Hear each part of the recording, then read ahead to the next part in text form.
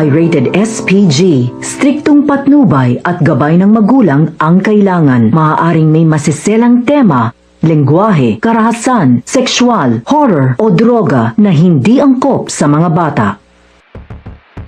Kumusta mga ka-Serianatics? Welcome back muli sa ating channel, mga ka-Firewall. Panibagong linggo na naman ang matinding aksyon at nakakagulat na mga revelasyon ang naghihintay sa atin sa Task Force Firewall.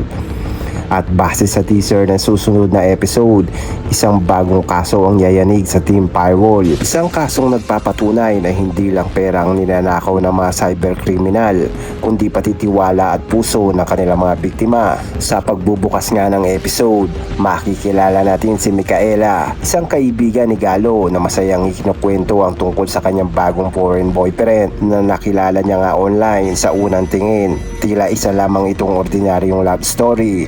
Ngunit habang tumatagal ang kanilang pag-uusap, napapansin ni Galo na may mga detalye na tila hindi tugma.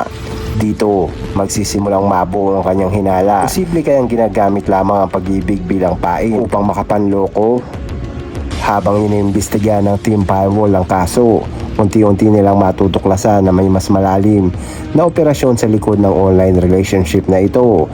Ang akala nga ni Micaela ay isang lalaking seryoso sa kanya, ngunit maaaring isa pala itong miyembro ng isang international na love scam na ang target niya ay taong naghahanap nga ng tunay na pagmamahal sa internet.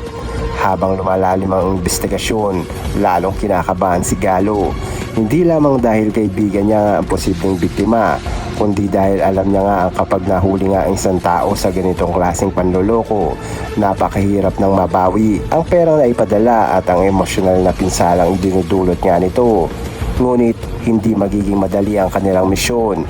Sa teaser, makikita nagmamadali nga ang Team Firewall upang pigilan ang susunod na hakbang ng scammer bago pa nga tuluyan maubos ang ipon ni Micaela.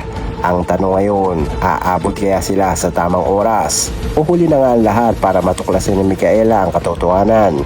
Mas lalo pang tumitindi ang tensyon dahil sa posibleng hindi lang pala si Micaela ang target ng sindikato. Habang sinusundan ng Team Firewall ang galaw ng scammer, maaaring matuklasan nga nilang marami pang ibang biktima ang naloko gamit nga ang parehong modus operandi.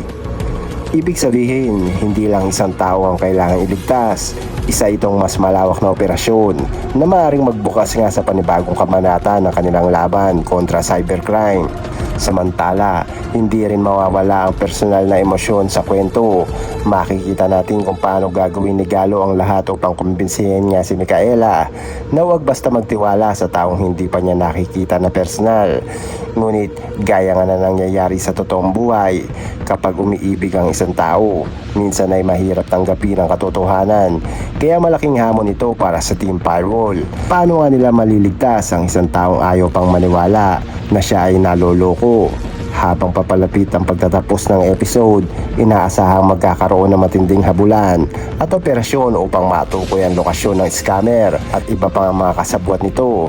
Ngunit posible rin may isang nakakagulat na revelasyon na mag-iwan sa maraming tanong. Isang maliit na detalye ang maaaring magbukas ng panibagong kaso at maaaring may koneksyon ng love scam na ito sa mas malaking sindikato. Matagal na nga tinutugis ng Team Firewall. Kung mangyayari nga ito, mas lalo pang magiging mapanganib ang mga susunod na operasyon ni Isa, Galo at buong grupo.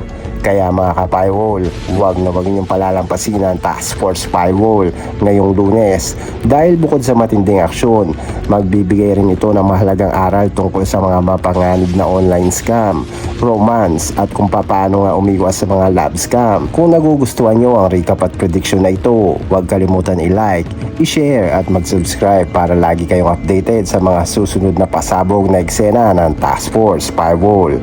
Maraming salamat mga ka-Serianatics.